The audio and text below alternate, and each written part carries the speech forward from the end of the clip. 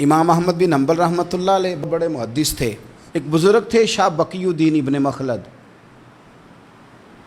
وہ کہتے ہیں مجھے پتہ چلا کہ اس دور میں نبی کریم علیہ السلام کی حدیث جو سب سے بہترین پڑھاتے ہیں وہ امام احمد بن حنبل ہیں.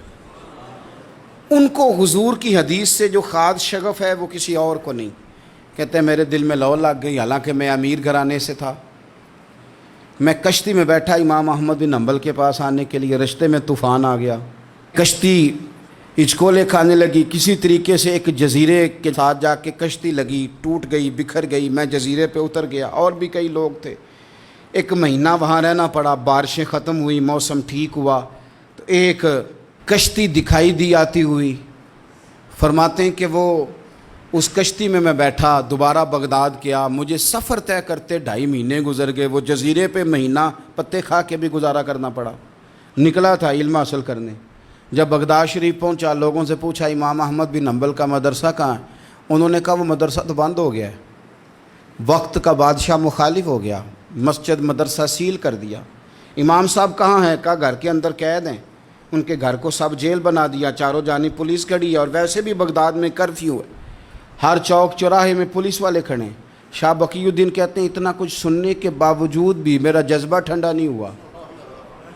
وہ مہینے میں سفر کی صحبتیں، گو سنا تھا کہ آستانہ یار دور ہے، پر ہم نے بھی ٹھان لی تھی کہ جانا. گو سنا تھا کہ آستانہ یار دور ہے، پر ہم نے یہ ٹھان لی تھی کہ جانا ضرور ہے. کہتے ہیں پہنچ گئے. اب پتہ چلا کہ کرفیو ہے، سڑکوں پہ پولیس کھڑی ہے، گلیوں میں چوکوں چوراہوں میں پہرے ہیں. امام صاحب تک تو جا کوئی نہیں سکتا. کہتے ہیں میں نے ایک شخص کی منت کی، میں نے کہا کسی طریقے گاڑی بتا.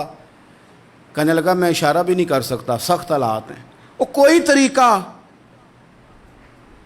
میں نے جب زیادہ تڑپ کے کہا تو وہ شخص کہنے لگا میں ان کے گھر کے قریب تجھے لے جاؤں گا اور گزرتے وقت صرف آنکھ کا اشارہ کروں گا.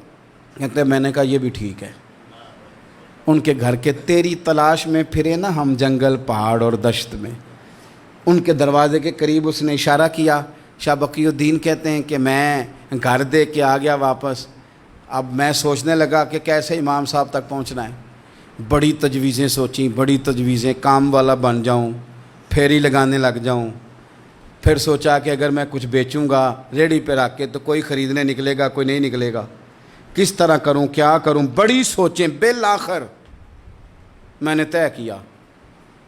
اللہ اکبر. میں نے نہ کپڑے پھاڑ لیے، امامہ اتار دیا.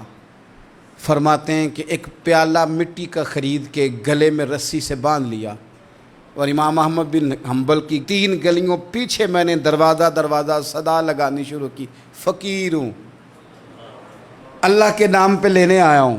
کہتے ہیں ایک ایک دینار مانگتے مانگتے مانگتے مانگتے آزم یار مناؤن دی خاطر اساں کی پیز وٹائے.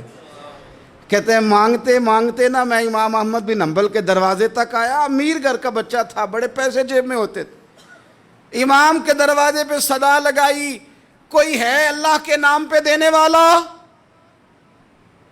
کہتے ہیں وہ نور بھرا دروازہ کھلا. ایک گورے مکھڑے والا، سفید داڑھی والا، سونے امامے والا، چمکدار آنکھیں، نورانی شباہت. کہتے امام احمد بن حنبل باہر آئے اور جیسے ہی 1 دینار میرے پیالے میں ڈالنے لگے تو میں نے ہاتھ چوم کے کہا سونیا تیرے قربان جاؤں، میں دینار لینے نہیں آیا، محمد عربی کی حدیثیں سننے آیا ہوں.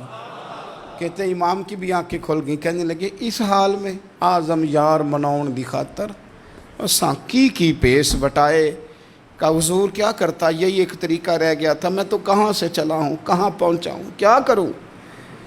امام صاحب فرمانے لگے پھر میں بھی بڑے دنوں سے پریشان تھا، کوئی سیکھنے والا نہیں مل رہا تھا، تو مل گیا. کہنے لگا حضور میں روز آ جاؤں فقیر بن کے، آپ جتنا چاہیں 2 4 5 منٹ میں مجھے حدیثیں سنا دیں، میں اگلے دن یاد کر آیا کروں.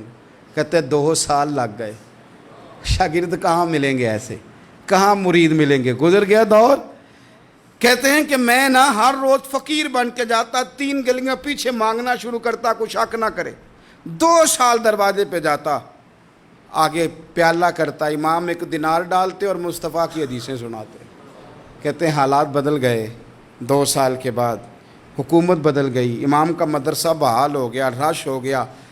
بادشاہ بڑا عقیدت مند تھا، جو نیا آیا اس نے بڑا کر کے ادارہ بنا کے دیا. جس دن میں گیا تو رش لگا ہوا تھا. کہتے ہیں حالات بدلے تو ہم نے بھی کپڑے بدلے،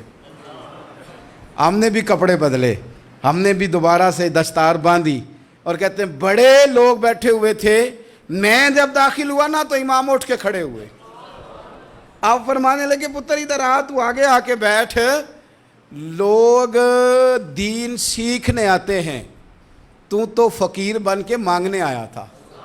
اور میں بھی باقیوں کو پڑھایا کرتا تھا، تجھے میں دیا کرتا تھا. اور اب باقی پڑھا کریں گے، تجھے دیا جائے گا. اور آج تجھے سینے سے نکال کے دیا کروں گا. زمانے بدل گئے، حالات بدل گئے. وہ شخص چلا گیا، کون حکمران تھا کون نہیں تھا، لیکن استاد شاگرد کے ادب کی داستان قیامت تک باقی رہے گی.